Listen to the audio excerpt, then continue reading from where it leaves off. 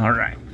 If you find yourself in a situation where the drawer just will not open, then chances are it's frozen shut. And so you can, the glass part that goes on the top, you can just remove that bad boy. Just use a thumbnail or something. Pull it up. But then if you look in here, oh, I'll try to keep the camera upright.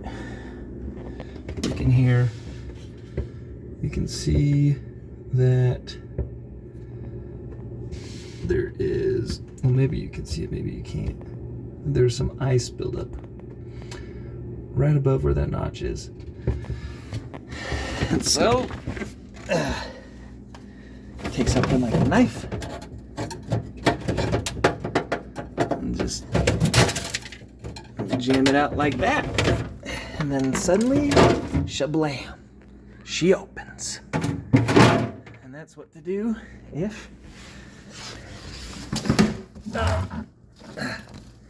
the thing freezes shut.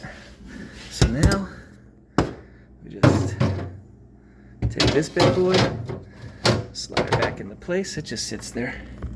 And boom, done.